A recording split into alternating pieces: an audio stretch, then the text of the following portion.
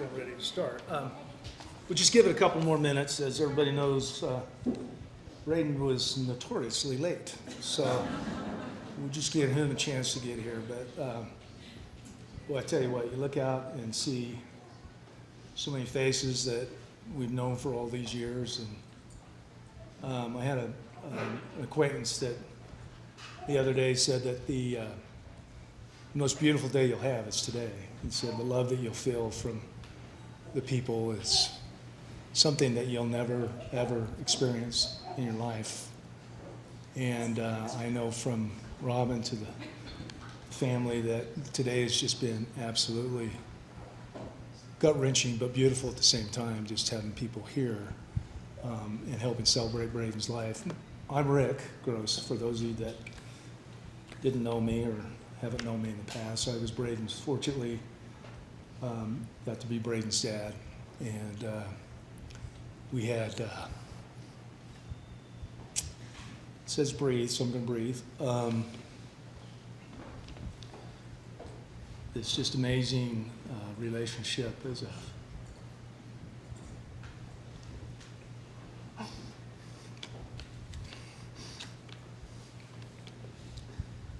you have no regrets. And hug them and love them so you don't have any regrets. I have none at all. If there was anything, I couldn't get mad at him. And that probably didn't help him in his life because he needed a kick in the ass once in a while. For those of you that had the over and under on me swearing, that was under 2 minutes. So. It was just a true, wonderful blessing to have him in our lives. And so,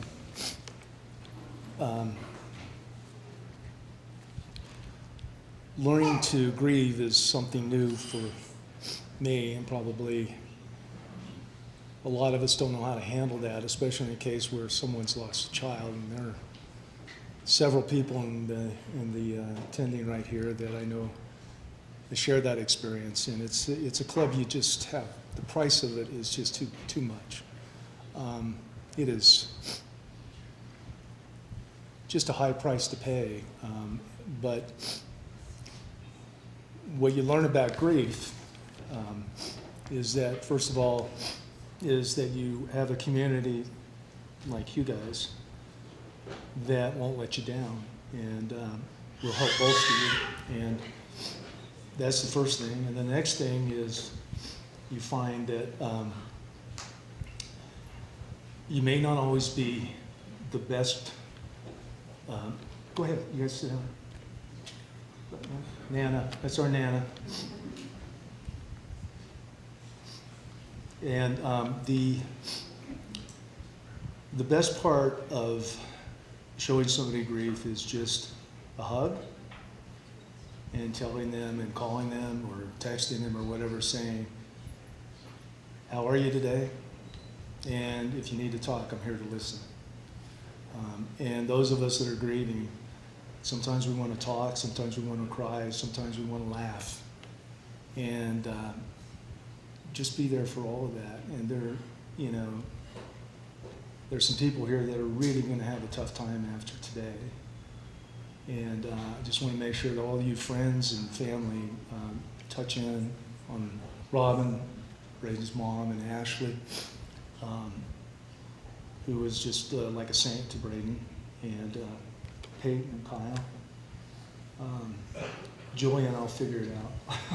But just please reach into it and give them the love and hug that they need. So. I was telling my good friend Blake Murdoch a few minutes ago that I'm not a religious person, and Braedon wasn't religious, but I found meditation is something that absolutely is part of my life, and I've done it for the last 3 or 4 years. And I know a lot of people, they say, hey, I can't meditate, I can't get my mind to quiet down, but we're going to try it here for just a few minutes, and I'm going to take you through a little personal meditation.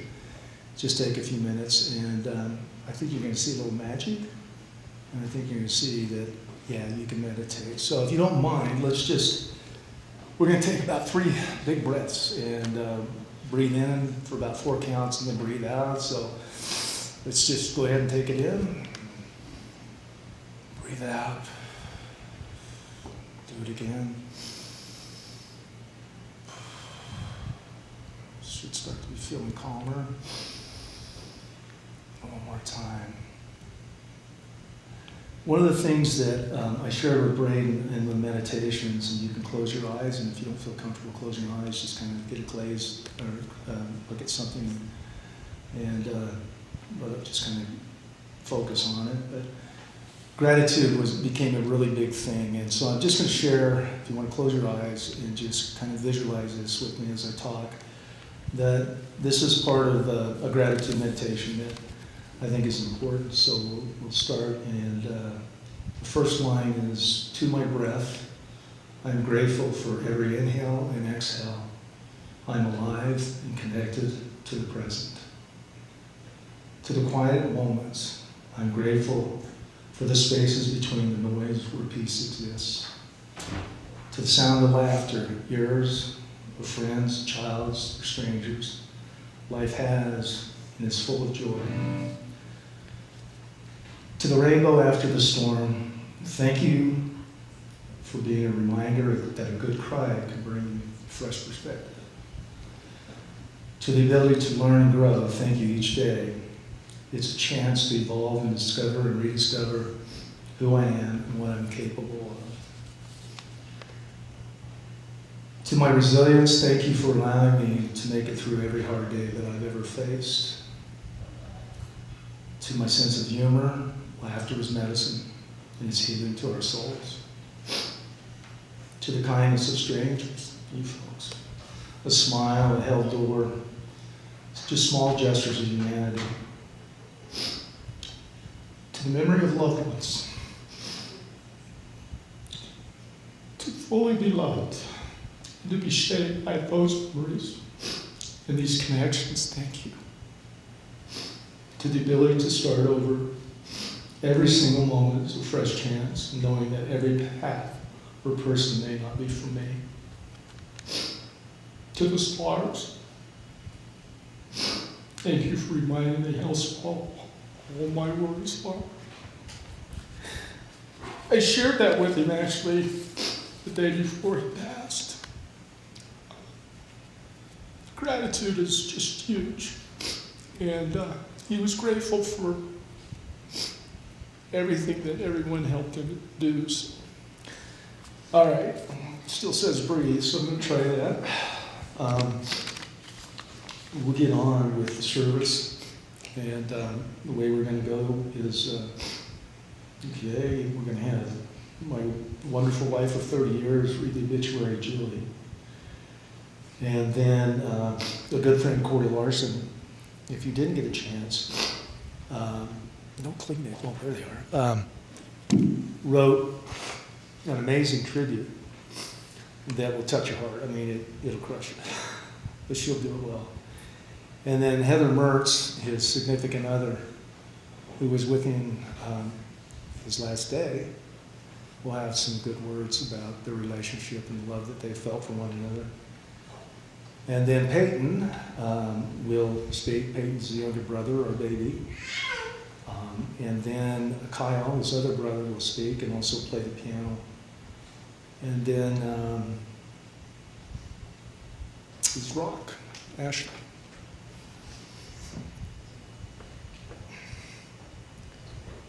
She'll take the time to do her 10 minutes. I'll say a couple more words, and Rob will finish. And then we'll just have a short video and then do this remembering prayer. So, you want to come up?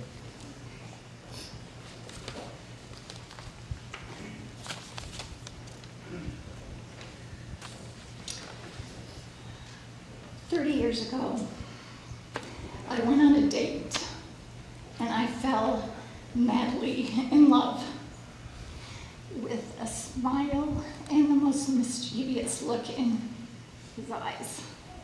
He was 10 years old and I was at a junior jazz basketball game. Not long after that, I fell madly in love with his dad. Thank you, Lee, for allowing me to be such a big part of your life and for opening your heart to me.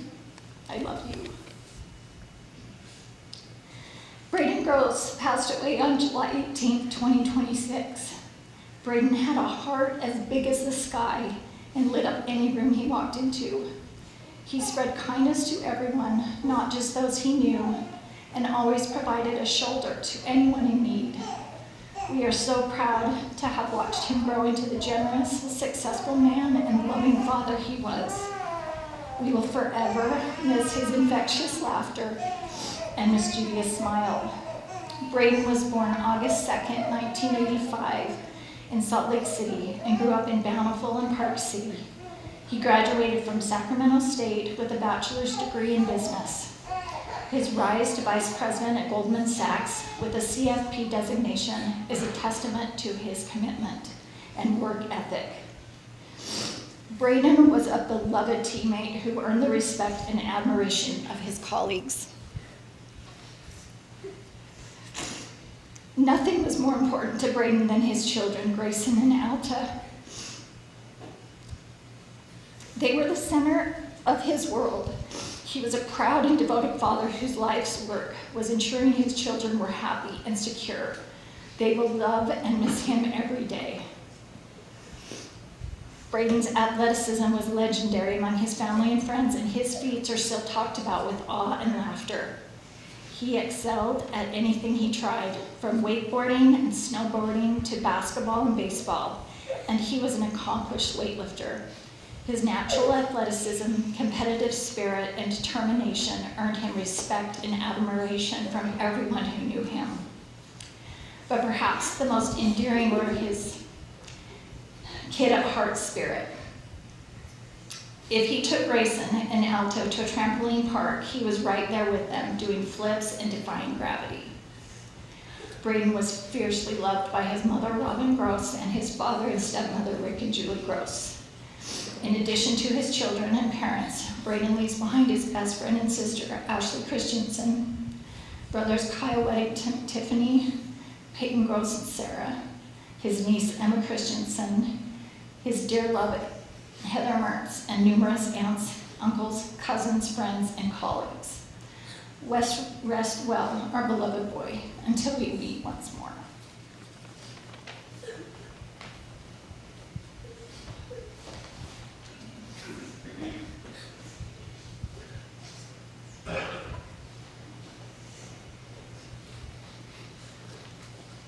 Hi, you guys.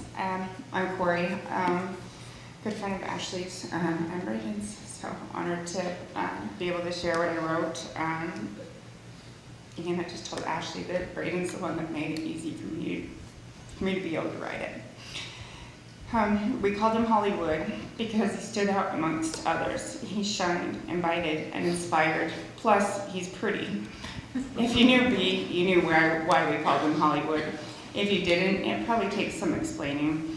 Because what I never alluded to was any sort of performative nature, false presentation, or superficiality. Ever since Braedon stood up, all awkward and nervous at Ashley's wedding to make the toast, I knew that he was only genuine and real. In front of elegantly dressed family and friends, he introduced himself as Ashley's little sister, expressing all of his feels for her and simultaneously dribbling drink and spilling all over her wedding gown. That was the moment that I knew how deep Ashley's love was for her brother when he survived the desecration of that dress. The dress that I wasn't permitted to be in the same room with during preparation, and the dress that Ashley herself sacrificed breathing just to wear. I realized he must be pretty lovable when he became my little sister as well. And then he became much more, so much more. He was like an uncle to my son, pestering and spoiling him the only way that uncles know how. I spent more times on boats, ball fields, and campgrounds with this guy than with my own 3 brothers combined. Though there's been nearly a decade of distance between us, I've been lucky enough to have reconnected with him the last 2 years. and I was able to enjoy his childlike nature again, even if just for moments. His laughter and his smile were contagious. The laughter wasn't there the last time we interacted, but the hope that the laughter would return was there, which makes it even harder. B, I'm gonna miss correcting your grammar and you pointing out that my son has an affinity for weeds and not actual wildflowers, and those hugs, those unforgettable hugs. That last professionally intrusive hug he laid on me contained all of the weight, the fear, the frustration, the shame, and the regret that he's been burdening me.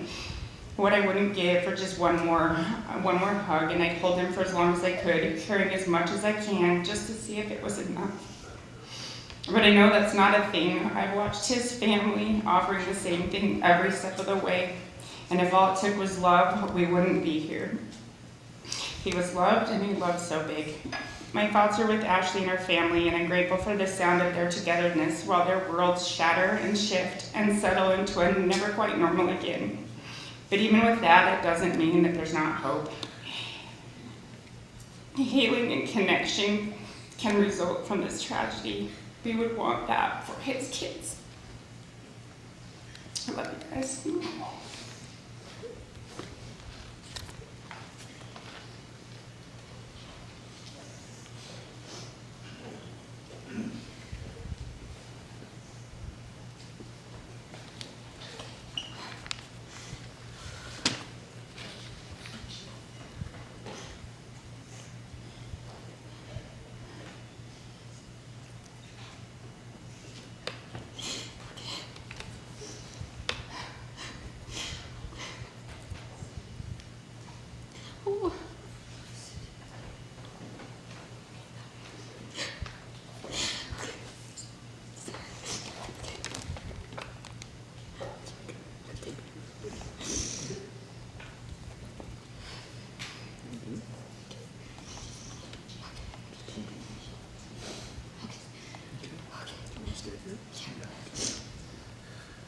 When I think about Braedon, I think about a man who loved people deeply. He was the kind of man who would do anything for anybody. He would put people before himself and wanted the people around him to be happy. He was always excited for a new adventure, a new experience, or just another ordinary day if it meant he got to share it with someone he loved. Braedon was also the kind of man who made sure you never questioned whether you were loved. He would tell you, "I love you" 1,000 times a day, just to make sure you never forgot. He would never miss a good morning, afternoon, or good night message.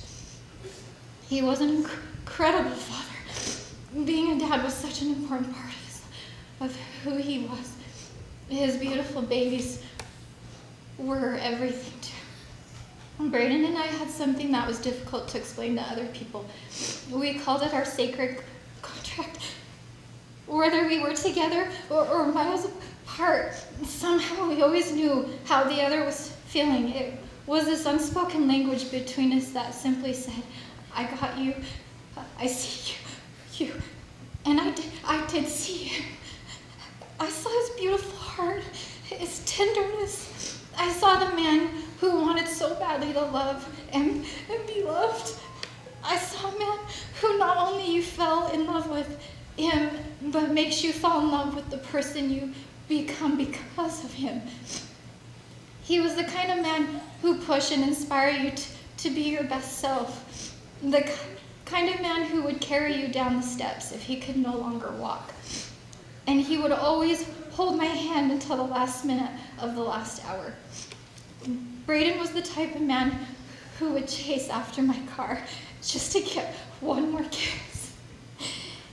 He would wait for me at a stoplight at his work while I was driving home just so he could give me a heart and remind me that he loved me. The greatest gift Braedon left me isn't a photograph, a letter, or something I can put in a box. It is the way he taught my heart what it feels like to be truly loved. He gave me a love so beautiful that even losing him could never make me wish I had loved him less. I would still choose every moment with him, even knowing that one day I would have to say goodbye. because the pain of losing him will always be worth the love of having him. Braedon, you left this world, but you left me with something that death can never take away, your love. Out of everything life could have given me, getting to love you feels like one of the sweetest gifts I have ever received. I know I wasn't your first kiss, I wasn't your first love, but thank you for wanting me to be your last. You are my greatest love, the kind of love that changes you quietly, in your laugh, in your voice, in the way you made everything feel like home. I still hear you. I still feel you. Time will move forward, but my heart will always remain yours, and I promise you, I will continue to be your biggest advocate here on earth. I will carry your love, your memory, and everything you taught me into the rest of my life. I will continue to change the world with you. Thank you, Beef, for choosing and loving me every day. And thank you for giving me a love I will carry for the rest of my life. Braedon would always call me his one and only forever love. So B, I say this to you. I love you, my one and only forever love. Braedon knows that the way God and angels speak to me is through quotes. And he gave me this letter. And it was really special, and I feel really inspired to read it to you. And I know it's from him. I found my peace. I know you still look for me in the places we loved, in the silence and the memories that never seem to fade. But please don't carry the weight of my goodbye. I'm no longer hurting. I'm no longer afraid. I found a place where every tear has ended and every broken piece has finally been made whole. When you miss me, don't only remember the day I left. Remember the love we shared, the laughter we created, and the moments that we will forever belong to us. Live the life I would have wanted for you. Smile without guilt. Love without fear. And when your journey has reached its own quiet end, I'll be there with open arms, as if no time had ever passed between us. Love, Braedon.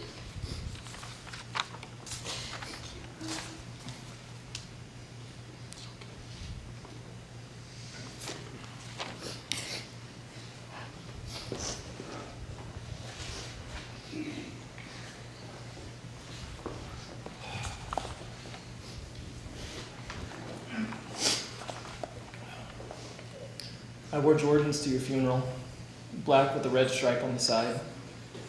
You would have told me they looked dope, then showed me yours as we laughed about how the rest of the family didn't get it. I remember for my 13th, maybe 14th birthday, you gave me a pair of triple black Yeezys. I said they looked dope. I couldn't wait to tell everybody I knew that my big brother bought me these shoes. So I wore them every day until the laces started to fray like exposed wire. A jagged hole formed where my big toe pressed against the end, and I still didn't take them off. They stuck to my feet like I spent an hour gluing them the night before. And that's where they stayed until one day you said, "I think you need a new pair, buddy." You had your hands behind your back, slowly pulled them in front of you as you held a bright red box with a Jumpman on the side. I said they looked dope. I never cared much about shoes, honestly, but I knew you did, so I did. I'd spend hours online researching your favorite pairs just so I'd be able to see your smile. Next time I see him, I'll ask about his UNC Blues. I think you knew. You knew what I was doing. I mean, I was a kid and you were my big brother, so of course I wanted to be like you. And you never wavered. You'd give the same warm smile and never left without some sort of sentiment that let me know you were proud. The day I told you I found the girl I was going to marry, you were wearing those gray Yeezys with the white soles. I was wearing the cream high-top Nikes that we wore to your wedding.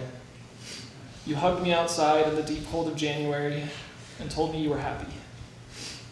I could see in your loving blue-green eyes that you meant it. And I said not to tell the rest of the family yet, and we laughed because they wouldn't get it. But you did. You always did. You and Dad coached my competitive basketball team for years, and the only reason I showed up was to impress you. Now, I doubt I ever did, because we were so unbelievably bad. We were so bad that I think it was the only time I ever saw you actually get mad at me. And we deserved it. But that still didn't stop you from wanting to help in any way that you could. You used to come up to the house and go over drills and shooting techniques for what felt like hours, just you and me. And after an hour, I don't know if either of us still wanted to be there, but I never said anything because I wanted to make you proud, and you never said anything because of that same care in your eyes. No matter how old I get, I know I want to be like my big brother. And on the day that I become older than you ever got the chance to be, I'll dust off my Jordans, keep the laces loose like you said to do. I'll look up to you like I always have, and I hope that I made you proud. Then finally, take a moment to hear your voice say, "They look dope. I love you, B, and I'll miss you every day."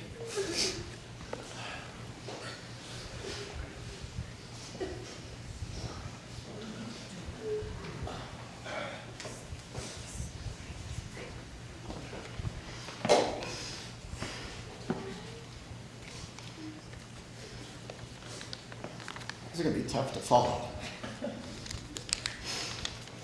Hey, I didn't know you wrote so good.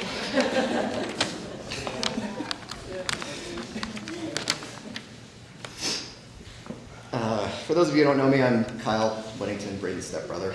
I might change kind of directions a little bit. We'll cry.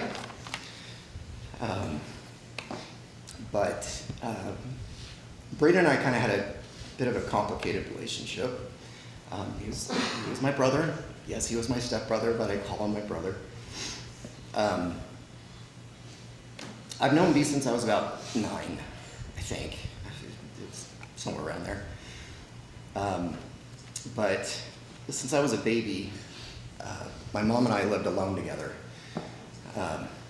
Just me and my mom and our little dog. I got everything I wanted. I had all the attention that I needed. My things were my things. I never had to share. Lo and behold, my mom meets Rick. And all of a sudden, I have this cocky brother who's now hovering over my life. Busting into my room, playing GoldenEye on my Nintendo 64 without asking. He would tease me relentlessly.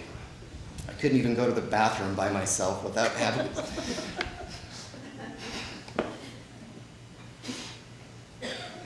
without him sticking his fingers under the door. I never got that. But my quiet, simple, and only child life changed forever.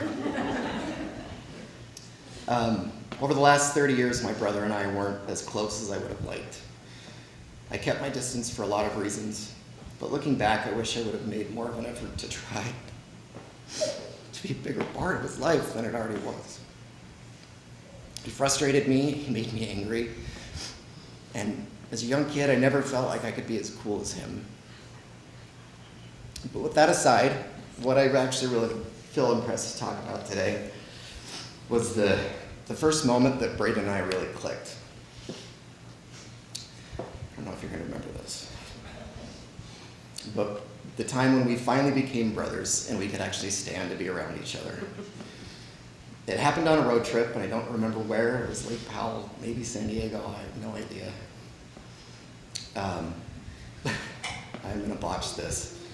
But B had this stupid thing that he did, and everybody knows what it was.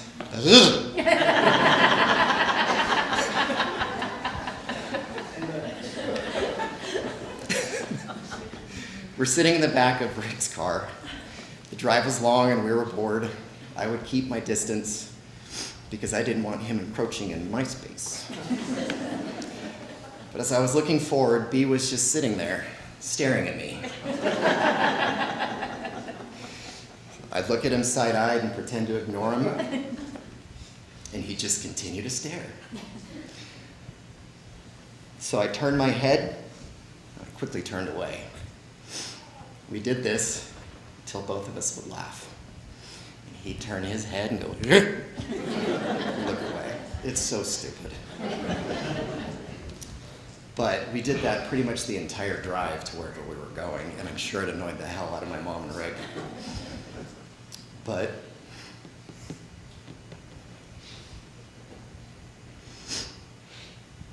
the best part of that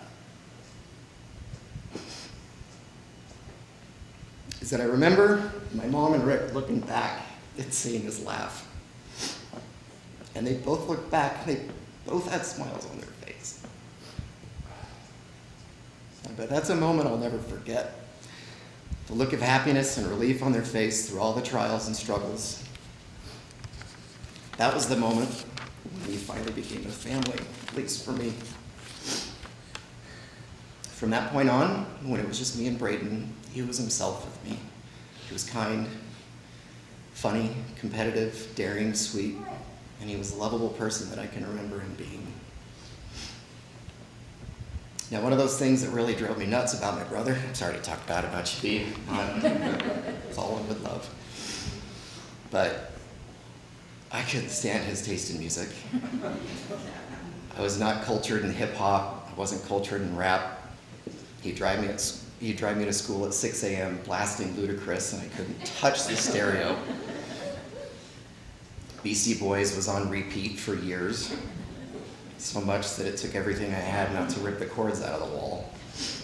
But the best part about that is he hated what I listened to. I grew up as a musician playing piano and drums and certainly other things, but I certainly feel like my taste in music was a little more refined. This is going to be really hard for me. I'm shaking, and I hope it turns out okay, but I want to play something. It's from one of my favorite composers, list. I'm sure many people have heard of him, but Braedon's gonna hate this, but I don't really care. It's my gift to you, brother. For me, whether you like it or not.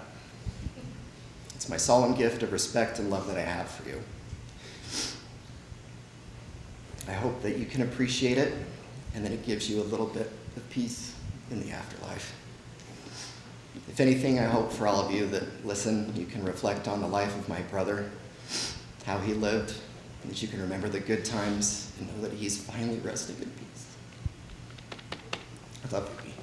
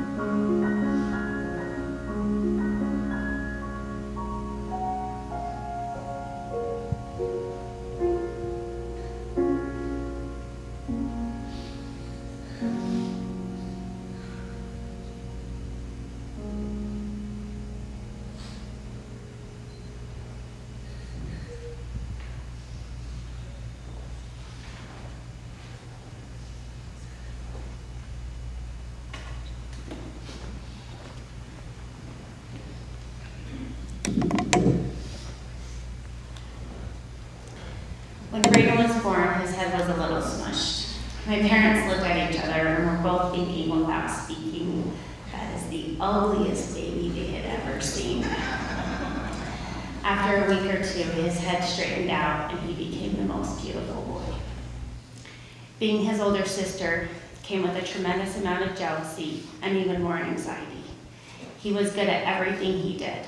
I remember being about 10 years old at Lake Powell, and he had no hesitation to jump off 30 to 40-foot cliffs. Because I couldn't let him show me up, I had to terrifyingly follow suit. The daredevil attitude didn't stop with just cliff diving. One summer, when he was around 6, he spent 3 weekends in a row at the ER. My parents were worried CPS was going to be called on them, but looking at Braedon being all boy, the doctors and nurses knew he was just a little boy without limits. I've always been his protector, from being the strong-willed one in arguments, picking out his first day of school outfits, stepping in to help with the kids, teaching him how to dance, curling his hair, unhealthily managing his life, and jumping in to always bail him out. What I wouldn't give to be able to protect him on his final day. Braedon was a natural athlete. I'd like to say he had athletic intelligence. His first word was ball. There wasn't a sport that he didn't excel at. Some of my best childhood memories were at the ball field, which later turned into another thing that we shared together as I dragged him ever so willingly and proudly onto my softball team. Many of you know him as B. This nickname came from my dad, his biggest cheerleader and coach, always telling him to be the ball B. He showed me up in everything: wakeboarding, running, sports, and even the last few years of dancing. There were so many times it was harder to be his older sister, the oldest sister to all my brothers. It's also an honor. The family controller, the family planner, and more recently, the one everyone looks to give the final approval. Braedon, I'll always be proud to be your older sister. Kyle, Peyton, I'll wear that badge honorably for you now and always. After high school, Braedon went off to college in California. Our close relationship wasn't as close, but we still managed to connect on the phone at least once a week. When he would come home for the holidays, my mom and I always went to greet him, sometimes with elf hats and reindeer noses lit up. The loud laugh that came out of him far outweighed the embarrassment of a grown woman wearing a Rudolph nose. What I wouldn't do to hear that laugh once more. I was lucky enough to hear that laugh and get that strong hug 2 days before he passed. When Braedon moved back from California in 2011, my second chance at life had already started. My husband at the time played in a band. B would be right there with me. Mosh pitting is my husband's second favorite groupie. During 2011, B met my friends. He saw the serenity in my heart and called me one day and said, "Ash, I want what you have." Those famous words that only a select few of us know the strength and meaning behind. I acted quickly and showed him the way to inner peace. This was one more thing Braedon was better at than me. I was slightly jealous that our friends liked him more than me, always the center of the party. My chosen family also chose him to be one of their own. We were constantly together. Braedon's son Grayson was born with complications in 2012. Because of the amount of stress Braedon was under with Grayson's stay in the NICU, it initiated Braedon's first Crohn's flare. His autoimmune disorder was always a concern and forefront of Braedon's physical health with our family. Being a dad was Braedon's biggest accomplishment. He moved heaven and earth for his kids. He was the most selfless, kind, compassionate human I have ever met, sometimes to a fault. The Wednesday before he passed, he was supposed to come to my house to fix a sprinkler, and if you knew B, he said yes to everyone, causing him to overcommit, leaving his family sometimes frustrated. I was being a brat because he didn't come over at the time he said he would be there, and texted him and said, "Don't worry about coming over." He immediately called me and said he was on his way. I told him that I was already in bed, and he said, "Ash, I'm just gonna come over and give you a hug and listen." I'm so glad that he did. We ended up working on the sprinkler, which he didn't fix, and went out and got his favorite treats, Haribo frogs, at the store, and just visited for 30 minutes at the kitchen table. I'll always hold on to that last memory of him, still selflessly making sure that I was okay. Braedon, I'm not okay. Grayson, over the past few years, has found love and talent in dance. B made it happen, a dance dad. He made sure Grayson was at every rehearsal, every class, and every performance on time. Before Grayson started dance, Braedon coached his baseball team and knew that baseball would need to step aside for Grayson's commitment to dance. If you knew B's love for baseball, he understood Grayson's love for dance.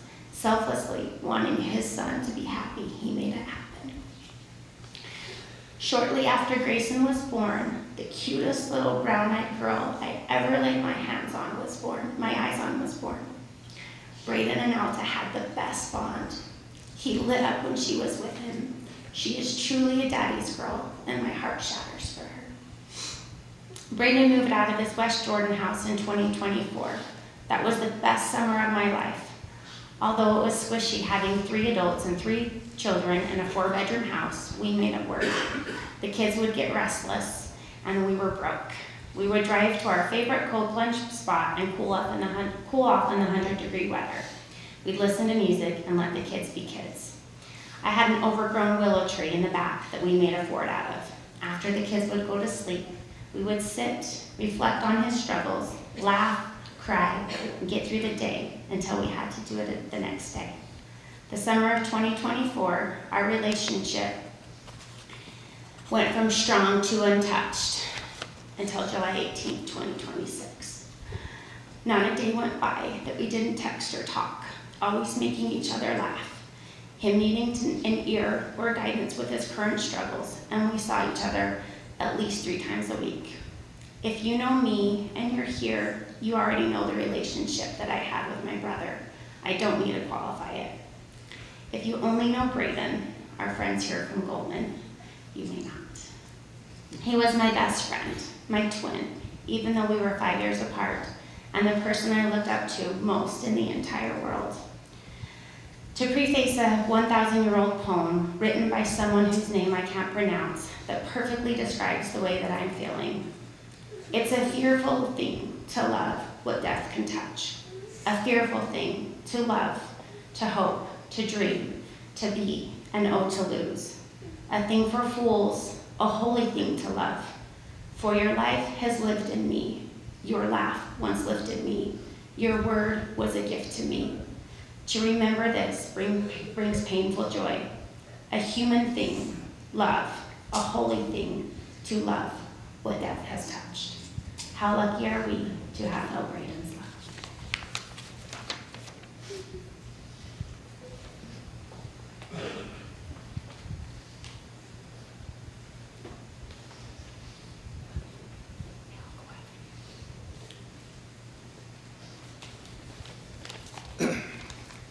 Pretty proud dad right now. Those were 3 amazing kids. That was from the heart, emotional. I don't even know if I want to speak, but I talked to Grayson a little while ago, and I just want to share what I shared with him. And, you know, one of the amazing things. I mean, I had mentioned earlier that there's beauty that can come out of something like this. And it's little baby steps, but when it happens, they're like little green shoots. And you think, okay, yeah, I'm going to get through this. I'm going to make it. And then volcano comes, and you go, I'm not going to make it. But the thing that I hold on to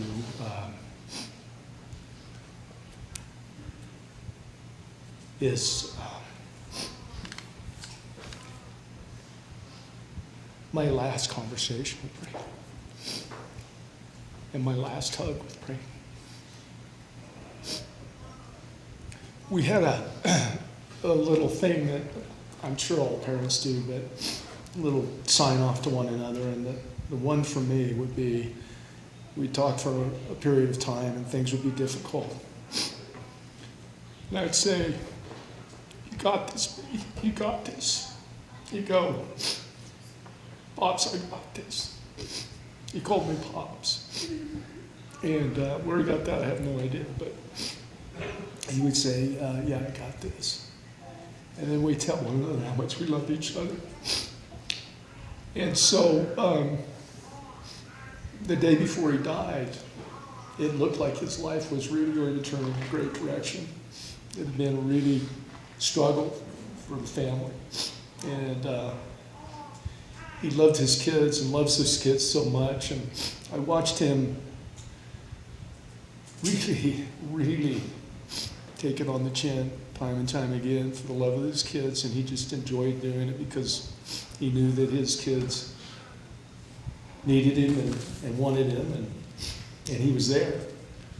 And so things had just finished up as far as the sale of his house, and so he was now in a position to where he could move 100% forward with his life and looking forward to it with the kids.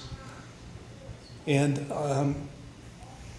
I told him that we're really fortunate in our lives to have the people that we have that have helped us in our lives and been there for us, sometimes in the form of helping financially, sometimes emotionally, sometimes you don't even know they're there.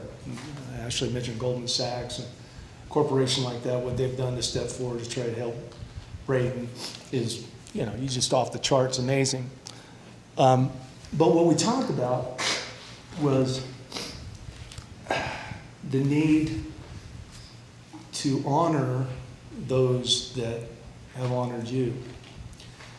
And by that, of course, I mean that long before he was ever born and I was born, there were people that helped shape where we are today. And those people made sacrifices, and now there are people in his life that are making sacrifices, have made sacrifice. And the best way to thank them for that is to honor yourself first and show them that you deserved what it is that they did for you. And he agreed with that 100%. We were both on the same page. And we talked about the future, not what was behind. And I got to tell you, for what Braedon persevered, to be able to look for the future, as a dad, you just go, man, this kid has really got it. And we talked for about an hour and a half, and then we closed with the "You got this, big," and he said, "Yeah, I do, Pops, I got this." And that was the last time I got to talk with him. Other than one of the beautiful things that has come to light, and the person that's helped me through this grief counselor that I'm talking to said, "So where are you?" I said, "What do you mean?" He goes, "What's going on a daily basis?" And I said, "Well, this is going to sound crazy. I'm talking to Braedon all day long." He said, "You guys love one another." And I said, he said, "It comes faster to those that have that kind of relationship. But all of us that lose a child, that connection is the most important thing, and you can never lose it." And he talks to me 24/7. I sometimes don't want to shut up, but I'm not going to, I'm going to just let him be there.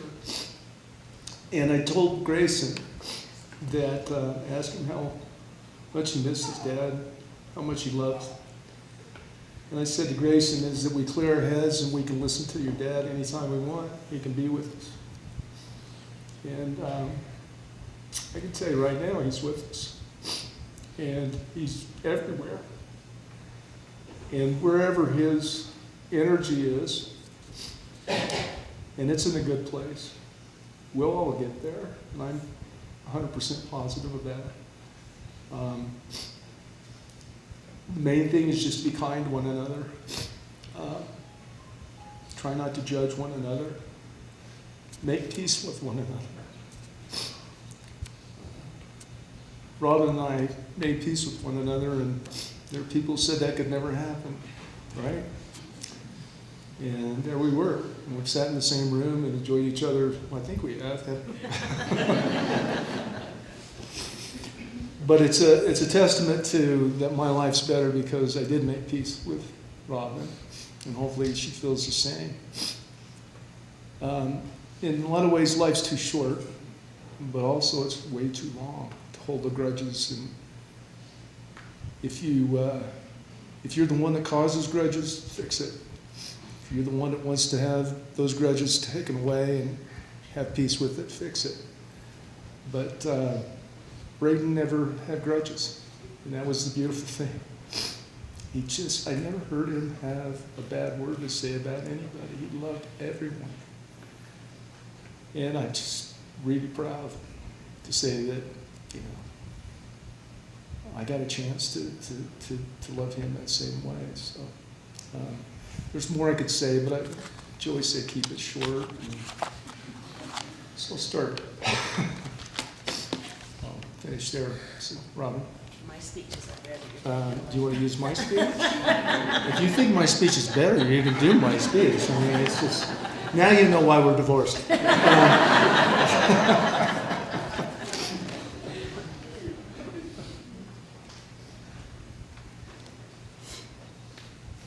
I loved being Braedon's mom.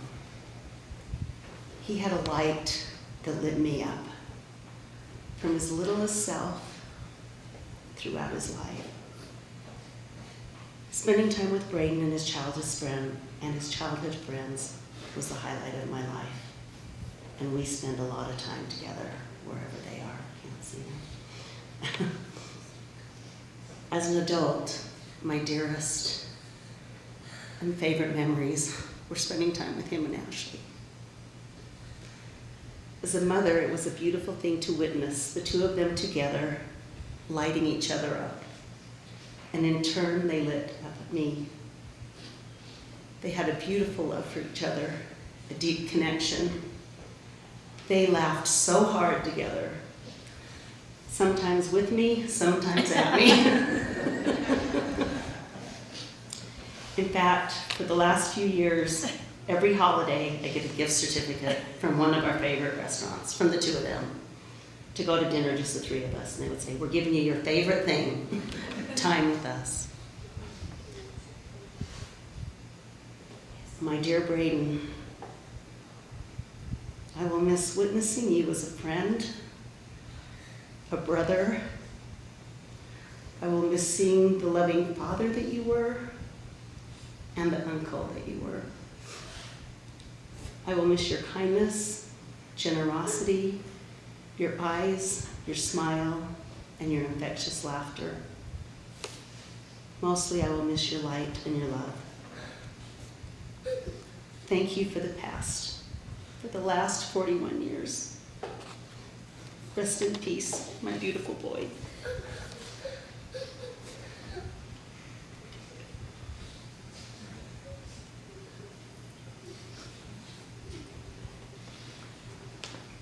Okay, we're almost to the end. I think I'm emotionally drained, but just want to share how we're going to end this. This is probably going to be a first for any of you in here, but we're fortunate that one of our kids flies planes. I fly planes. And as a result of that, we also chose, and Braedon chose, that. Yeah, Oh, don't. okay. So we flew him to Seattle, okay, for his last resting place. And on this plane, myself, Heather, and Julie were there. And guess who flew the plane? Kyle.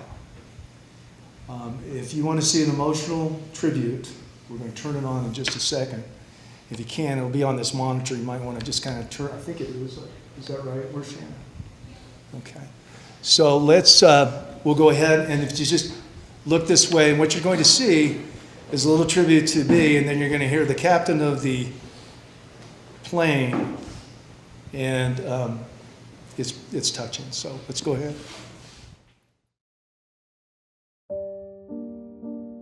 Welcome aboard Delta Flight 2921. My name's Kyle Whittington. I'll be your captain today.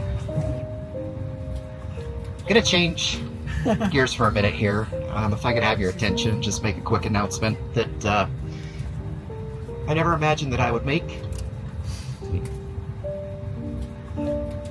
This flight today is a special one for me and my family. Recently, my brother left this earth unexpectedly and way too early. Today, I'll be carrying him to Seattle and we'll be saying a final goodbye. Joining us are my parents, Rick and Julie, and his love, Heather. My brother Braedon leaves behind two beautiful young kids, Grayson and Alta, who he loved more than anything in this world. He was a light in our lives, and I'm forever grateful to have called him my brother. With that, I'm proud and honored to work for a company that has allowed me and my family this opportunity. Thank you for your patience in listening and joining us today.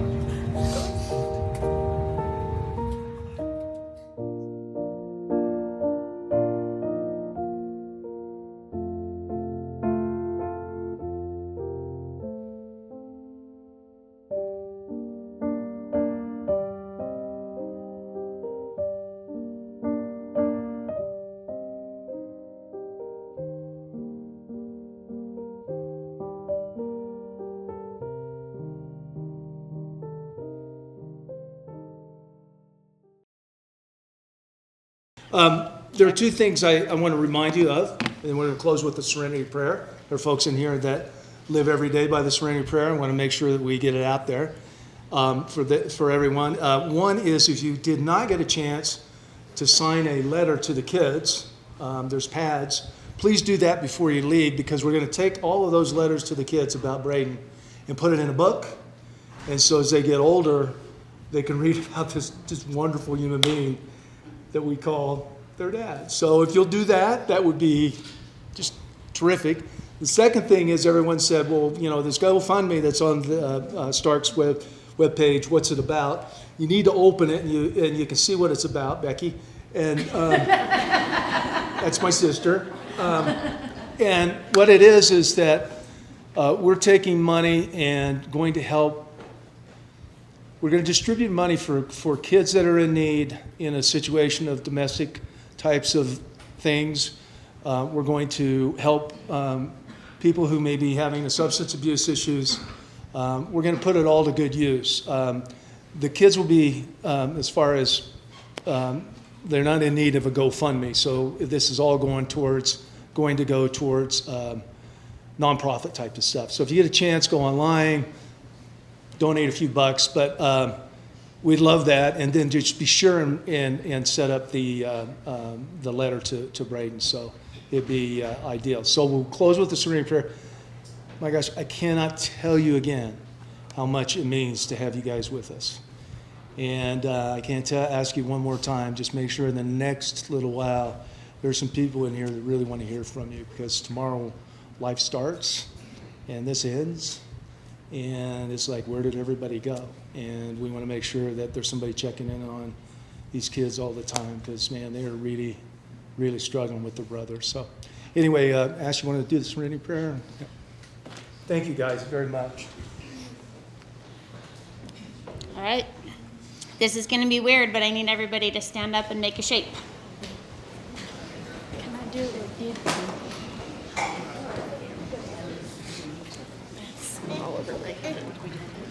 Hold hands. Out. Okay. With the flower.